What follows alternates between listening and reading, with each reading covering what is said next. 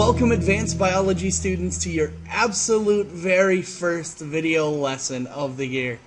This is riveting. This is where it all begins. In our introduction to this class, when I was handing out the syllabus, I talked about why this class is different from other science classes. And in this class, the main thing that makes it different is in this class we are going to do science. We're not going to talk about science.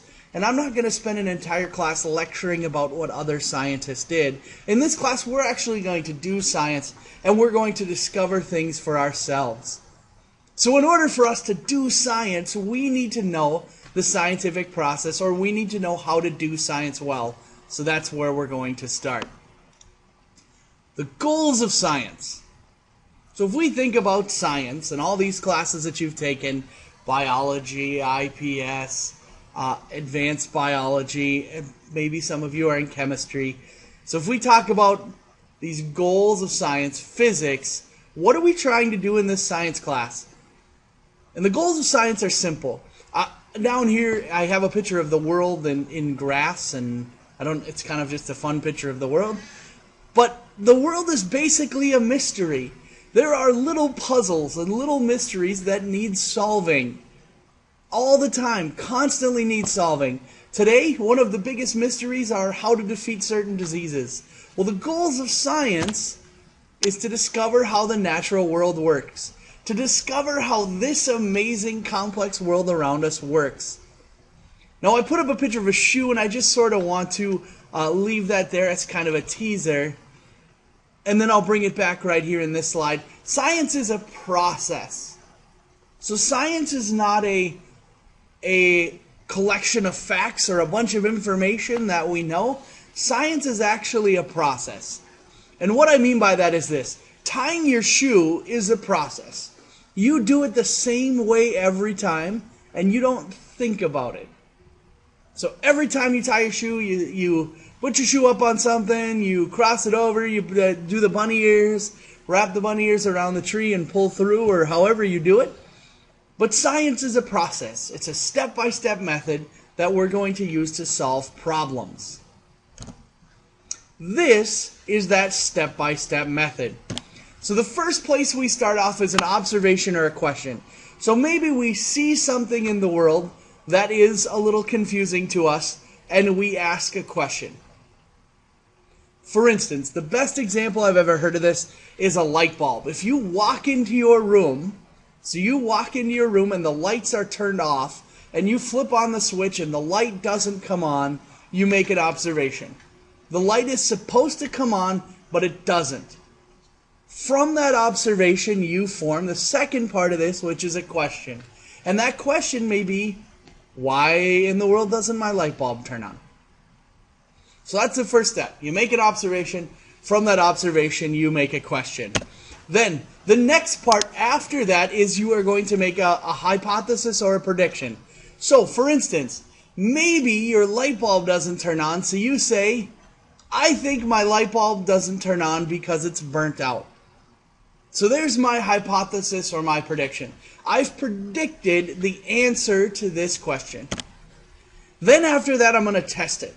And there's a lot going on with experiments, and we'll talk about good experiments in the next lesson. But first, I just sort of want to tease this out. So then what we're going to do in order to test our experiment, or in order to test our hypothesis, is we're going to run an experiment. After that experiment, we're going to have a bunch of data, or a bunch of numbers. And that data, we're going to have to analyze and tell us, what does the data mean? If I look at this light bulb example, for instance, I could say, hey, I made an observation, the light bulb doesn't turn on. My hypothesis is that the light bulb's burned out.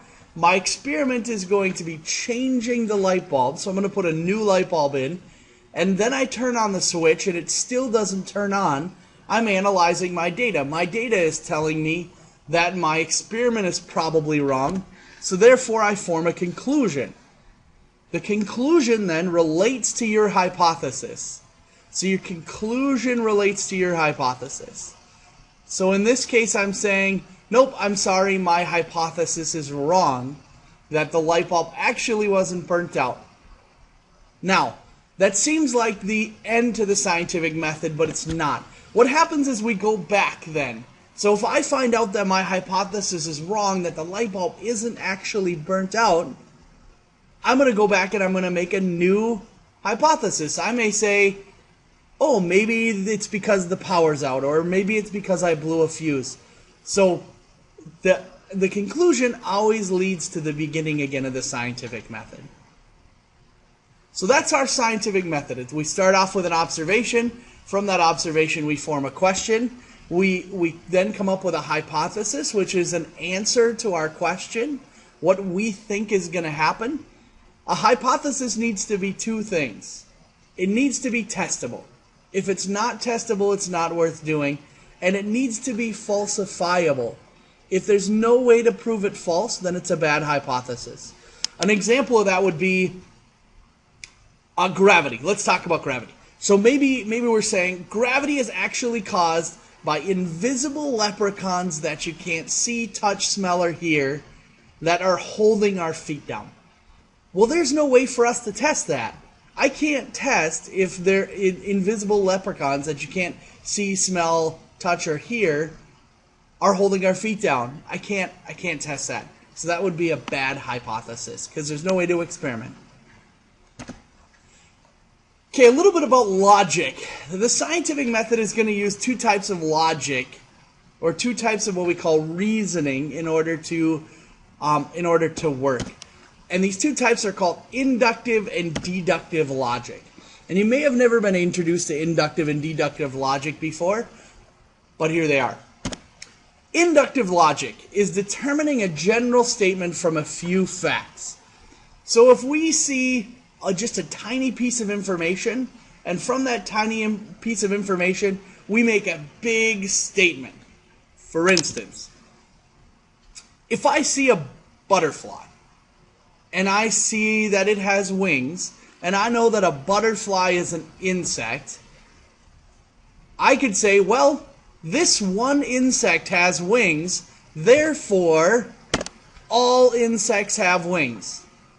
So I'm starting small with the one individual insect, and I'm making a big statement. All insects have wings. That's not necessarily true, but we're going with that. So, inductive logic, starting small and getting big. One insect has wings, therefore all insects have wings. The next one is deductive logic, and it's the opposite. We're going to determine a single fact from a general statement. For instance, if I know that all insects have wings, all insects have wings. Therefore, if I see one insect, if I find an insect that's never been found before, I know that it has to have wings because all insects have wings. That's deductive logic. We started big. All insects have wings, and from that we're picking out one small piece of information.